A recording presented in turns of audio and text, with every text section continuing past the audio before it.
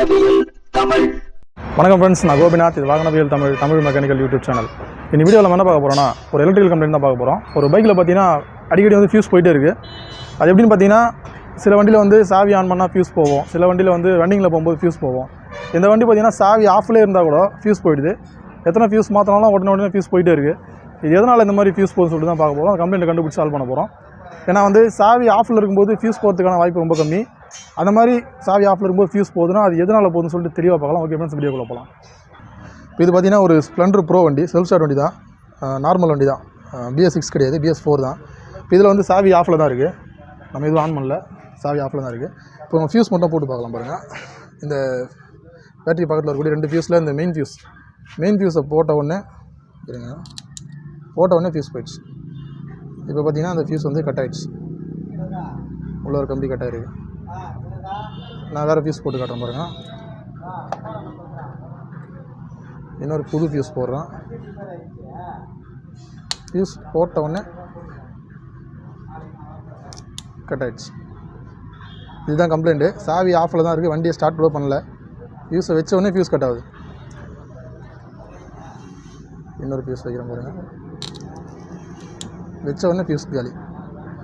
இந்த கம்ப்ளைண்ட் வந்து எதனால் வரும்னு நம்ம காமனாக பார்த்தீங்கன்னா, இப்போ நம்ம சாவி ஆன் பண்ணுறோன்னா, அதாவது பேட்டரியிலேருந்து ஃபியூஸ் மூலமாக லாக் செட்டுக்கு லைன் போய்ட்டு, லாக் செட்லேருந்து பிரேக் லைட் சுவிட்சு, ஹார்னு, சிடி யூனிட்டு, இது மாதிரி நிறைய இடத்துக்கு வந்து லைன் வரும். இண்டிகேட்டர் ஃப்ளாஷர் இந்த மாதிரி நிறைய இடத்துக்கு லைன் வரும்.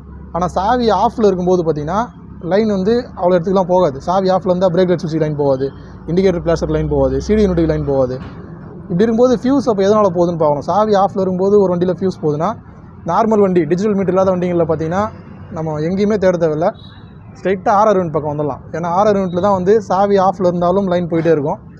அந்த இடத்துக்கு தான் ஃபஸ்ட்டு நம்ம வரணும். ஒரு வண்டியில் வந்து சாவி ஆஃபில் இருக்கும்போது ஃபியூஸ் போகுதுன்னா ஆர்ஆர் யூனிட் தான் ஃபஸ்ட்டு பார்க்கணும். அதில் தான் வந்து நமக்கு ஏசியும் டிசியும் வந்து டைரெக்டாக ஜாயிண்ட் ஆகும், லாக் செட்டு கண்ட்ரோல் இல்லாமல் ஜாயிண்ட் ஆகும்.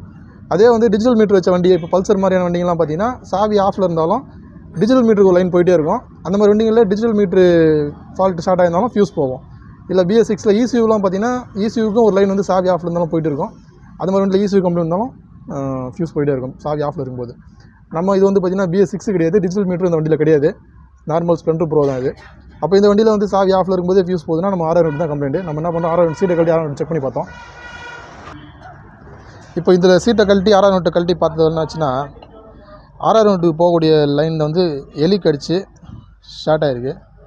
இதில் பார்த்திங்கன்னா இது வந்து ஏசி லைனு, மேக்னெட்லேருந்து வரக்கூடிய ஏசி லைனு, இது ஆர்ஆர் யூனிட்டுக்கு போகக்கூடிய எர்த்து.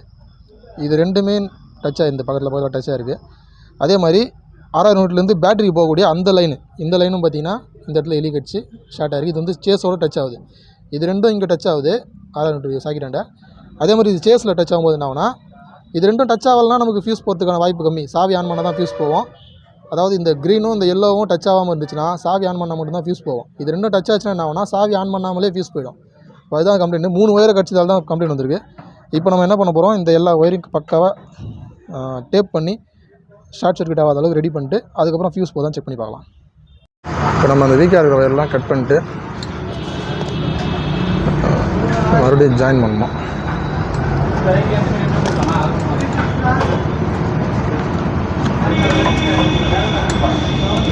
இந்த லைன் தான் வந்து டைரெக்டாக அந்த ஃபியூஸ் மூலமாக பேட்டரி வரக்கூடிய லைன் இது, அதாவது ரீசார்ஜ் வோல்டேஜ் லைன் இது.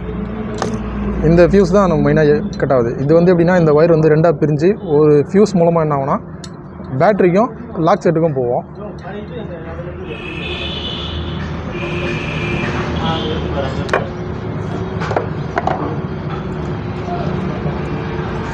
ஓகே, இந்த ஒயர்லாம் பெருசாக ஒன்றும் டேமேஜ் ஆகலை, நம்ம அப்படியே டேப் வச்சிடலாம்.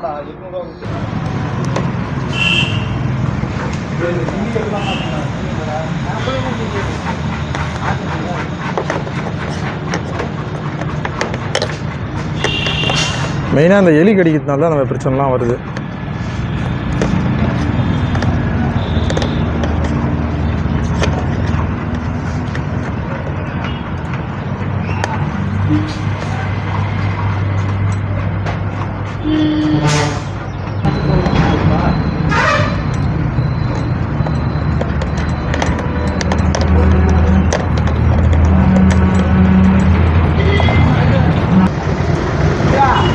2 ஒயரை டேப் பண்ணுறோம்.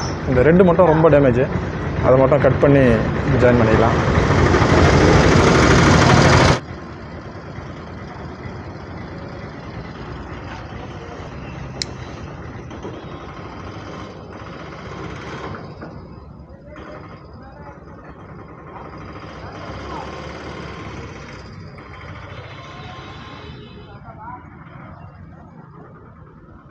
ஓகே, இப்போ இன்னும் 2 அதுக்கும் ஸ்லீவ் போடலாம்.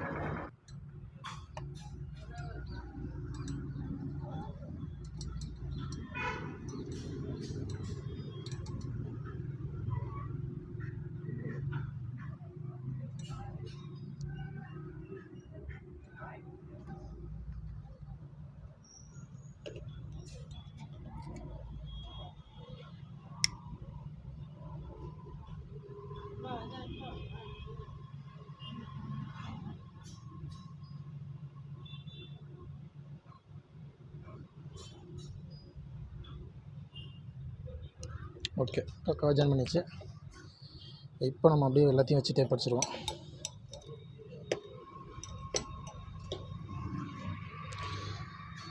டவுட்னா நம்ம ஃபியூஸ் போட்டு செக் பண்ணிட்டு கூட டேப் அடிக்கலாம்.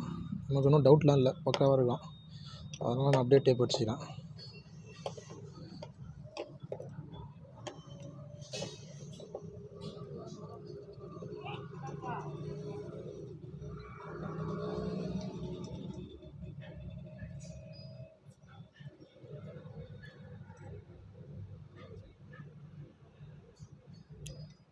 Okay, finish. இப்போ ஆர்ஆர்எட்டோட எர்த்தை வச்சு மாட்டிடுவோம்.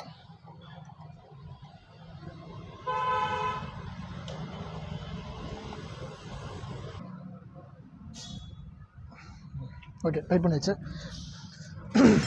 இப்போ அதெல்லாம் கூட பார்த்துது, அதெல்லாம் பிரச்சனை இல்லை விடு. இப்போ நம்ம என்ன பண்ணுறோம், ஒரு புது ஃபியூஸை இன்ஸ்டால் பண்ணுறோம் மறுபடியும். ஓகே, ஃபியூஸ் போல் ஸ்பேர் ஃபியூஸ் 2 வச்சுருவோம்.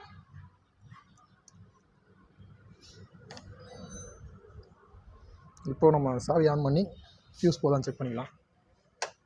சாவி ஆன் பண்ணிட்டேன். ஃபியூஸ் போல் செல்ஃப் ஸ்டார்ட் பண்ணி பார்ப்போம்.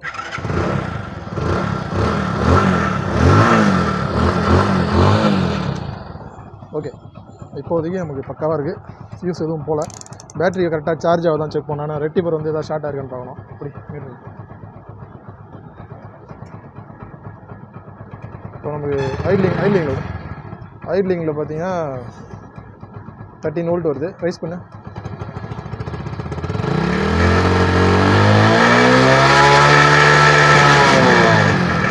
ஓகே, 14 வோல்ட்டுக்கு மேலே வருது. 14.30 அது மாதிரி வருது. பிரச்சனை இல்லை.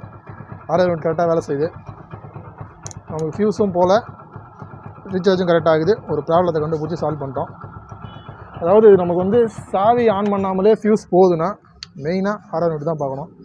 டிஜிட்டல் மீட்டர் வண்டியாக தான் டிஜிட்டல் மீட்டர் பார்க்கலாம். BS6 வண்டியாக இருந்தால் டிஜிட்டல் மீட்டரும் ECUவும் பார்க்கலாம். மற்றபடி BS3 BS4 வண்டிலாம் பார்த்தீங்கன்னா டிஜிட்டல் மீட்டர் இல்லாத வண்டிங்களில் ஆர்ஆர்எட்டில் தான் ஷார்ட் ஆகிருக்கும். அப்படி ஷார்ட்டாக இருந்தால் தான் நமக்கு அதிகமாக ஃபியூஸ் போகும். லாக் செட்டுக்கு போகக்கூடிய இன்புட் ஒயர்லேயும் ஷார்ட் இருக்கும். ஆனால் அதெல்லாம் அவ்வளோ சீக்கிரம் ஒயரிங் கிட்டுக்குள்ளார ஷார்ட் ஆகிறதுக்கு வாய்ப்பு இல்லை. இது மாதிரி எங்கேயாச்சும் வெளியில் இருக்கும்போது எலி கடிச்சா தான் ஸ்டார்ட் ஆகும். ஓகே ஃப்ரெண்ட்ஸ், வீடியோ பார்த்துருப்பீங்க. ஒரு ரேரான எலக்ட்ரிக்கல் கம்பெனி பற்றி நம்ம தெளிவாக சொல்லியிருப்போம்.